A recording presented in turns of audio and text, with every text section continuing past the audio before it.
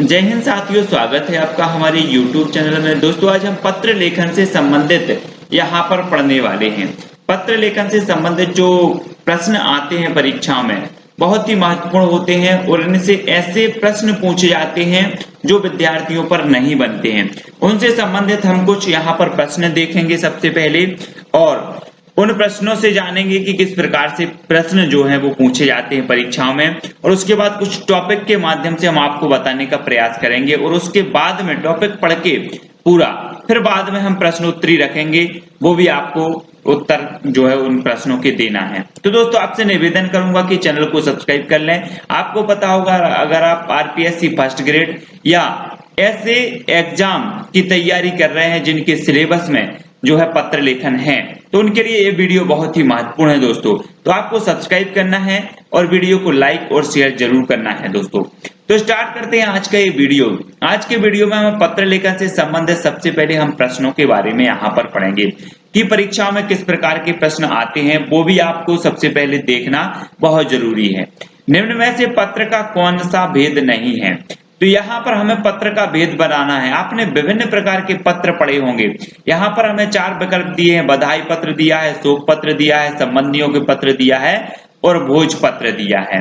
ठीक है, तो ये चीज आपको बतानी है दोस्तों। तो इसका जो सही उत्तर होगा दोस्तों वो क्या हो जाएगा? वो हो जाएगा भोज पत्र। यहाँ पर बताना हमें कि कौन सा भेद नहीं है, किसका पत्र का भेद नहीं है। तो आपको पता होगा बधाई पत्र होते हैं, शोक पत्र होते हैं, संबंधियों के पत्र होते हैं, लेकिन भोज पत्र नहीं होते। ठीक है, तो उत्तर इसका सही हो जाएगा विकल्प नंबर 4। इस प्रकार से ये प्रश्न पूछे जाते हैं। निम्न में से कौन सा पत्र का प्रकार नहीं है? अब हमें यहाँ पर पत्र का प्रकार बताना है कि पत्र का प्रकार नहीं है। आपको पता होगा व्यापारिक पत्र लिखे जाते हैं, है ना, और सरकारी पत्र लिखे जाते हैं, सामाजिक पत्र लिखे जाते हैं, लेकिन समाचार पत्र ये पत्र का प्रकार नहीं होगा। अब यहाँ पर कंफ्यूज हो जाते लोग, समाचार पत्र ये पत्र का प्रकार नहीं है।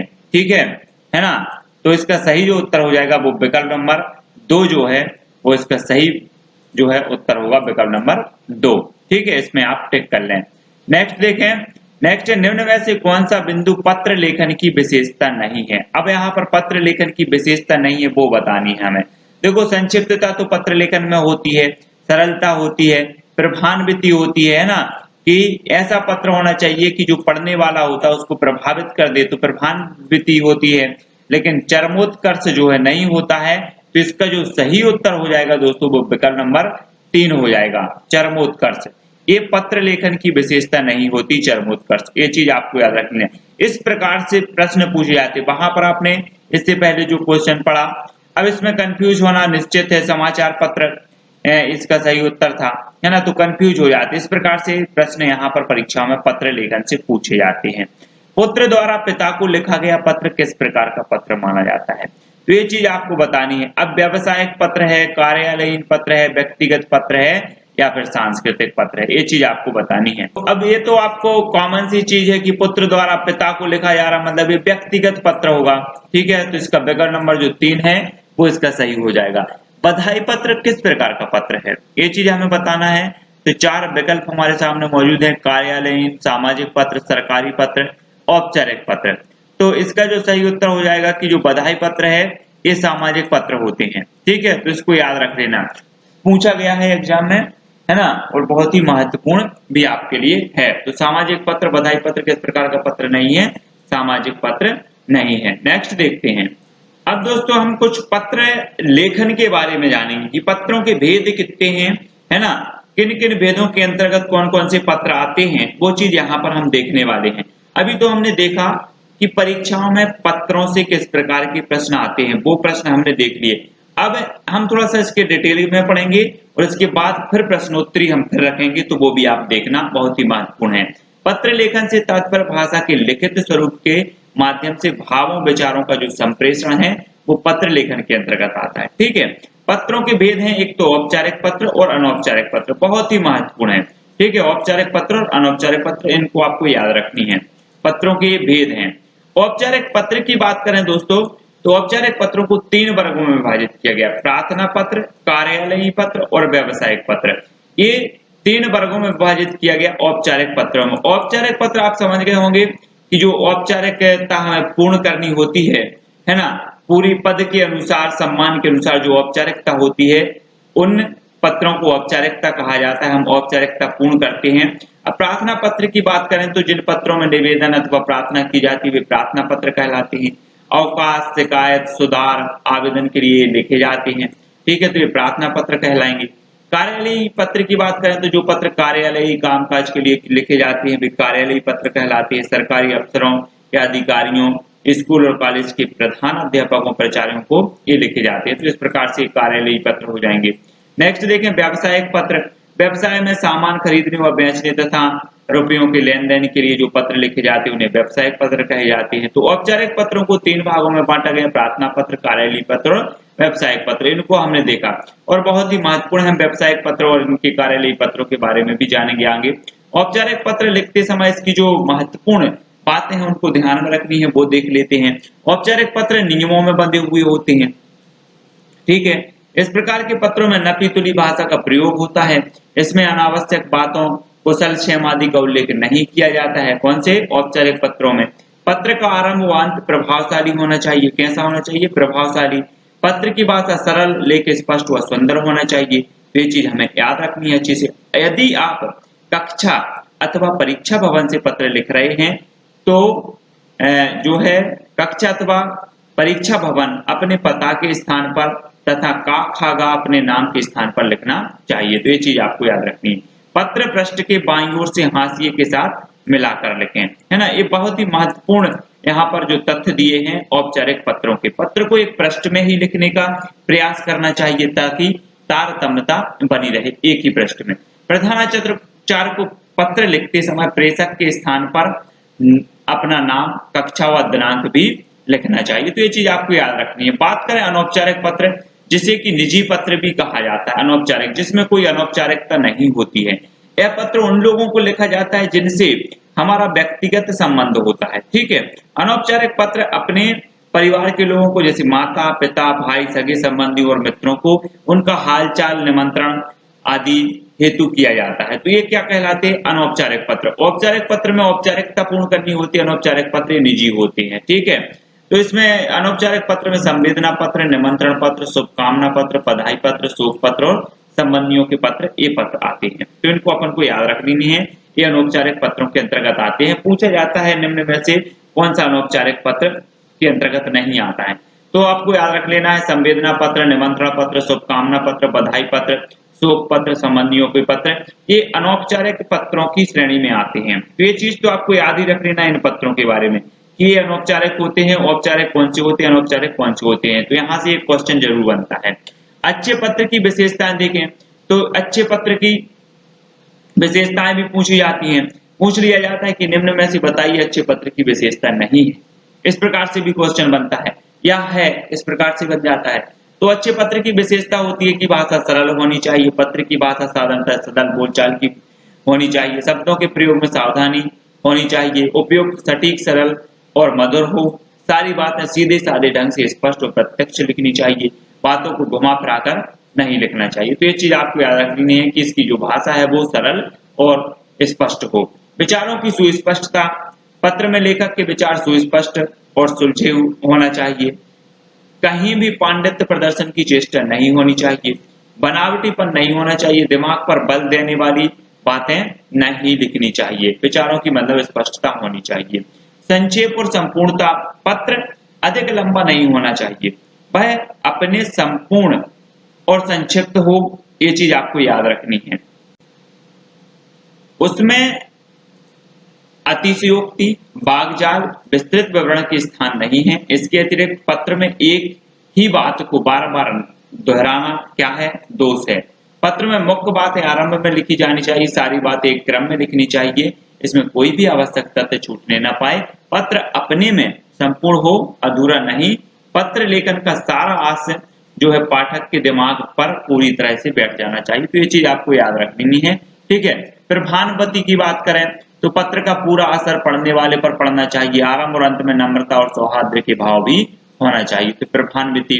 बाहरी सजावट, पत्र की बाहरी सजावट से हमारा तात्पर्य यह है कि उसका कागज संभवतः अच्छा से अच्छा होना चाहिए। सबसे पहली बात, लिखावट सुंदर साफ पुष्ट हो, है ना, ब्राह्म आदि चिन्हों का प्रयोग यथास्थान किया जाए, शीर्षक तिथि अभिवादन अनुच्छेद अंत अपने अपने स्थान पर क्रमानुसार होने चाहिए, पत्र की पंक्तियां जो है सटाकर लिखी जाए। अब देखना यहाँ पर आपको ये चार जो विशेषताएं दी है इनको याद रखनी नहीं है, ठीक है ना, ये विशेषताओं को याद रखें, यहाँ से क्वेश्चन जरूर। विषय वस्तु के अनुपात से पत्र का कागज लंबा चौड़ा होना चाहिए, तो ये चीज आपको याद रखनी है। सबसे पहले क्या कि भाषा सरल होनी चाहिए, विचारों की सुस्पष्टता होनी चाहिए, संक्षेप और संपूर्णता होनी चाहिए, है ना, प्रभावान्वित होनी चाहिए, है ना, और बाहरी सजावट होना चाहिए। ये चीज तो आपको याद रखनी नहीं। यहाँ से क्वेश्चन बनता है औपचारिक पत्र कौन से हैं, अनौपचारिक पत्र कौन से हैं, वहां से क्वेश्चन बनता है, यहाँ से तो बनते ही हैं।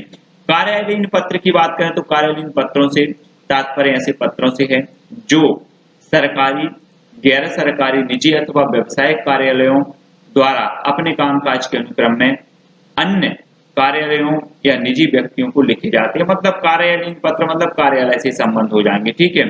शासकीय पत्र, अर्धशासकीय पत्र, परिपत्र, अनुस्मारक पत्र, है ना, शासनादेश पत्र, कार्यालयीय आदेश, सूचना निर्देश, कार्यालयीन प्रेस विज्ञप्ति, अनुदेश, संकल्प, प्रस्ताव, प्रतिवेदन और अनुज्ञप्ति। अब यहाँ से एक क्वेश्चन बनता है कि निम्न में से बताइए कौन सा औपचारिक पत्र है। तो जो अनुस्मारक पत्र होगा, है ना, या अर्धशासकीय पत्र होगा या शासकीय पत्र होगा, ये सभी क्या हो जाएंगे, औपचारिक पत्र हो जाएंगे, है ना। कार्यालयीन पत्र होंगे मतलब ये औपचारिक पत्र के अंतर्गत आएंगे। तो ये चीज आपको याद रखनी नहीं है कि औपचारिक पत्र के अंतर्गत कौन कौन आते हैं, अनौपचारिक पत्र के अंतर्गत कौन कौन आते हैं। यहाँ से क्वेश्चन जरूर बनता है कोई भी एग्जाम, है ना। शासकीय पत्र, वैसे तो शासकीय कार्यालयों द्वारा लिखे जाने वाले सभी पत्र शासकीय पत्र कहे जा सकते हैं, किंतु तकनीकी दृष्टि से शासकीय पत्र शब्द का प्रयोग एक संकुचित अर्थ में होता है, ठीक है। इसके अंतर्गत शासकीय पत्र से तात्पर्य ऐसे पत्रों से है जो किसी शासकीय कार्यालय द्वारा अन्य शासकीय कार्यालय द्वारा कार्यालय को लिखे जाते हैं। इसमें शासन से ही संबंध किसी नीति जो है, निर्णय, समस्या आदि का उल्लेख होता है, तो ये शासकीय पत्र हो जाते हैं, ठीक है। बात करें शासकीय पत्रों की विशेषताएं, तो ये अत्यंत औपचारिक होते हैं शासकीय पत्र। इनका एक निश्चित ढांचा होता है, ये तथ्यपरक, संयत, संक्षिप्त होते हैं, भाषा स्पष्ट, सरल और शुद्ध होती है ना। निजी विचारों, कल्पनाओं, अलंकारों, मुहावरों, हास्य विनोद आदि के कोई स्थान नहीं होता शासकीय पत्रों में, तो ये चीज आपको याद रख लेनी है, ठीक है। कुछ महत्वपूर्ण तथ्य। अर्धशासकीय पत्र की बात करें तो इस प्रकार के यहाँ से क्वेश्चन जरूर बनता है अर्धशासकीय। इस प्रकार के पत्र का प्रयोग शासकीय अधिकारियों के मध्य पारस्परिक पत्राचार के लिए होता है, ठीक है। अर्धशासकीय पत्र उत्तम पुरुष शैली में लिखा जाता है, ये चीज तो आप याद रख लेना। अन्य जो भी पत्र होते हैं वो अन्य पुरुष शैली में लिखे जाते हैं, लेकिन जो अर्धशासकीय पत्र होता है वो उत्तम पुरुष शैली में लिखा जाता है, ठीक है। ये चीज आपको याद रखनी नहीं है। यह अनौपचारिक पत्र है, अर्धशासकीय पत्र जो है वो क्या है, अनौपचारिक पत्र है। यह पत्र आत्मीय पत्र शैली में लिखा जाता है, ये चीज भी आपको याद रखना है, आत्मीय पत्र शैली में लिखा जाता है। यह पत्रकार जल्दी करवाने के लिए लिखा जाता है, कार्य को जल्दी करवाने के लिए कौन सा पत्र लिखा जाता है, ऐसा क्वेश्चन भी बन जाता है, तो अर्धशासकीय पत्र, ठीक है। ऐसे भी आपको याद रख लेना। पूछा जाता है कि उत्तम पुरुष शैली में कौन सा पत्र लिखा जाता है, इस प्रकार से क्वेश्चन बन सकता है। भवदीय का प्रयोग नहीं होता और महोदय भी नहीं लिखा जाता है इसमें, ठीक है। भवदीय के स्थान पर आपका, शुभेच्छु जैसे शब्दों का यहाँ पर प्रयोग होता है, कौन से में, अर्ध शासकीय पत्र में, ठीक है। नेक्स्ट देखें, भवदीय के स्थान पर शुभेच्छु हो गया और दिनांक ऊपर बाईं ओर लिखा जाता है, ठीक है। संबोधन में प्रिय, प्रिय श्री, श्रीयुक्त का प्रयोग होता है, पत्र क्रमांक का प्रयोग नहीं किया जाता। अर्धशासकीय पत्र में प्रेषक का नाम और पद के ऊपर तथा प्रेषती का नाम और पद नीचे आता है, ठीक है। प्रेषक मतलब भेजने वाला, प्रेषती मतलब पाने वाला, ठीक है। ये चीज भी आपको याद रखनी है। अर्धशासकीय पत्र में निम्न गुण होते हैं, ये चीज आपको बहुत महत्वपूर्ण है। एक तो व्यक्तिकता होती है ना, अर्धशासकीय पत्र में अपनत्व होता है, विनम्रता होती है, अनौपचारिकता होती है, आदेशात्मक निर्देशात्मक वाक्यों का प्रभाव होता है। इनको याद रख लें, अर्धशासकीय पत्र में आपको ये व्यक्तिकता, अपनत्व, इनको याद रख लेना, ठीक है। जो हम बताते जा रहे हैं बहुत ही महत्वपूर्ण फैक्ट है वो आपके लिए, उनको तो आपको याद रख लेना। कहाँ से पूछ लिया जाए कोई भरोसा नहीं है। परिपत्र की बात करें तो परिपत्र शब्द का अर्थ से उसकी अंग्रेजी सर्कुलर शब्द से समझा जा सकता है। जो पत्र सर्कुलर किए जाते हैं वे सर्कुलर होते हैं, ठीक है।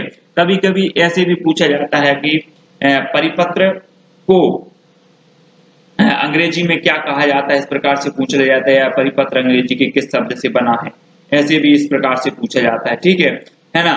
और बात करें कि इस प्रकार अभी एक क्वेश्चन पूछा गया कि मानक भाषा के लिए अंग्रेजी में कौन सा शब्द प्रयोग किया जाता है, इस प्रकार से पूछा गया था। तो ऐसे भी पूछा जाता है क्वेश्चन, परिपत्र को अंग्रेजी में कौन सा शब्द प्रयोग किया जाता है, तो ऐसे पूछ लिए जाते हैं। इस प्रकार जब कोई पत्र एक साथ अनेक प्रेषितों को प्रेषित किया जाता है तब वो क्या कहलाता है, परिपत्र कहलाता है। एक साथ कई प्रेषितों को प्रेषित किया जा रहा है मतलब वो पत्र क्या कहलाएगा, परिपत्र कहलाएगा। ठीक है। आवश्यकता अनुसार परिपत्र, शासकीय पत्र, ज्ञापन आदि किसी भी स्वरूप में हो सकते हैं, किंतु कहलाते हुए क्या है, परिपत्र ही कहलाते हैं। शासकीय पत्र भी हो सकते हैं और अर्धशासकीय भी हो सकते हैं, कुछ भी हो सकते हैं, लेकिन कहलाएंगे वो परिपत्र। जब एक से अनेक व्यक्तियों को प्रेषित किया जा रहा है मतलब वो क्या हो जाएगा, परिपत्र हो जाएगा। अब इसके बारे में थोड़े देखें कि ये पत्र जो है चारों ओर भेजे जाते हैं। इसे घुमक्कड़ या गस्ती पत्र भी कहा जाता है। मोस्ट इंपोर्टेंट फैक्ट है, पूछा जाता है कि घुमक्कड़ या गस्ती पत्र किसे कहा जाता है, तो वो अर्धशासकीय पत्र है, उसे घुमक्कड़ या गस्ती पत्र कहा जाता है। ठीक है। इसमें भौतिक के नीचे हस्ताक्षर करके कोष्टक में नाम लिखा जाता है, इसके बाद नीचे पद नाम लिखा जाता है, तो इनको आपको याद रख लेना है। ठीक है। अगला देखें, अनुस्मारक। जब अधीनस्थ कार्यालय कर्मचारी पूर्व में भेजे गए पत्रों पर निश्चित समयावधि में कार्यवाही नहीं करता तब उसे स्मरण कराने के लिए अनुस्मारक भेजे जाते हैं। यहाँ से भी क्वेश्चन बनता है ना। अर्ध सरकारी पत्र, अनुस्मारक पत्र यहाँ से तो बनते ही हैं। अनुस्मारक मूल पत्र की ही शैली में भेजे जाते हैं। ठीक है। शासकीय पत्र के अनुस्मारक शासकीय पत्र के रूप में, अर्धशासकीय के अर्धशासकीय के रूप में, ज्ञापन के रूप में ये होते हैं। प्रारूप की दृष्टि से सबसे छोटा पत्र माना जाता है अनुस्मारक पत्र। ठीक है, याद रख लेना, पूछा जाएगा क्वेश्चन की प्रारूप की दृष्टि से निम्न में से प्रारूप की दृष्टि से सबसे छोटा पत्र कौन सा है, तो वो है अनुस्मारक। इनको भी याद रखें। इसमें महोदय के बाद पूर्व पत्र का हवाला दिया जाता है, तो ये भी आपको याद रख लेना है। पूर्व पत्र का हवाला किस पत्र में दिया जाता है, तो वो अनुस्मारक पत्र में दिया जाता है। एक से अधिक लिखने पर अनुस्मारक 1, अनुस्मारक 2 और अनुस्मारक 3 का प्रयोग होता है, तो इनको आपको याद रख लेना है। ठीक है। कुछ और महत्वपूर्ण प्रश्न उत्तर जो परीक्षाओं में आते हैं उनके बारे में देख रहे हैं अपन कि सबसे पहले बात करें कि घुमक्कड़ गस्ती पत्र कहा जाता है, तो हमने पहले भी पढ़ लिया कि परिपत्र जो होता है वो क्या कहलाता है ना, जो कहलाता है क्या, तो इसका जो सही उत्तर होगा वो परिपत्र हो जाएगा। घुमक्कड़ या गस्ती पत्र कहा जाता है परिपत्र को, है ना, जो चारों ओर घूमता है वो घुमक्कड़ गस्ती पत्र है, परिपत्र। इनको याद रखें, सर्कुलर, है ना। निम्न में से कौन सा पत्र उत्तम पुरुष शैली में लिखा जाता है, अभी ये क्वेश्चन ऐसे बनता है उत्तम पुरुष शैली में, तो जो अर्ध सरकारी पत्र होता है दोस्तों वो उत्तम पुरुष शैली में लिखा जाता है। बहुत ही महत्वपूर्ण प्रश्न है और इस प्रकार से क्वेश्चन पूछे भी गए हैं पिछली परीक्षा में, वो क्वेश्चन हम आपको बता रहे हैं जिससे आपको भी अनुभव हो जाए कि किस प्रकार के पत्र से प्रश्न पूछे जाते हैं। ठीक है। पत्र लेखन में पूर्वापर संबंध से क्या तात्पर्य है। जी हाँ दोस्तों, इसका उत्तर हमें बताना है कि पूर्वापर संबंध से क्या है। क्रम से पत्र लिखना, पत्र में तिथि लिखना, पुराने संबंध बनाए रखना या पूर्व लिखित पत्रों का संग्रह। अब पूर्वापर संबंध से तात्पर्य यही होगा कि पूर्व लिखित पत्रों का संदर्भ। ठीक है, ये पूर्वापर संबंध होता है, तो विकल्प नंबर 4 जो है इसका सही हो जाएगा। अंतर्देशीय पत्र का उपयोग, अंतर्देशीय जो पत्र होता है इसका उपयोग कहाँ होता है, तो ये 4 विकल्प हैं, 4 में से इसका सही उत्तर हो जाएगा अंतर्देशीय पत्र का। यहाँ पर कंफ्यूज होते हैं लोग, अंतर्देशीय देश के भीतर पत्र व्यवहार के लिए होता है अंतर्देशीय पत्र का उपयोग, है ना, कंफ्यूज नहीं होना, इस प्रकार से क्वेश्चन भी आते हैं। ठीक है। नेक्स्ट देखें, सरकारी पत्रों में सरनाम किसे कहा जाता है, तो सरनामा किसे कहा जाता है, तो किसे कहा जाता है दोस्तों, शीर्षक को कहा जाता है। याद रख लेना, सरकारी पत्रों में सरनामा कहा जाता है शीर्षक को, ये क्वेश्चन भी पूछा हुआ है, तो इनको याद रख लेना अच्छे से। सरकारी पत्रों में प्रेषक के हस्ताक्षर कहाँ होने चाहिए। जी हाँ दोस्तों, ये आपको बताना है कि प्रेषक के जो हस्ताक्षर हैं वो कहाँ होने चाहिए सरकारी पत्रों में, तो इसका सही उत्तर बताना है। तो इसका सही उत्तर हो जाएगा दोस्तों, वो हो जाएंगे पत्र के अंत में दाईं ओर। ठीक है, सरकारी पत्रों में प्रेषक के हस्ताक्षर पत्र के अंत में दाईं ओर होते हैं, विकल्प नंबर 1 इसका सही हो जाएगा।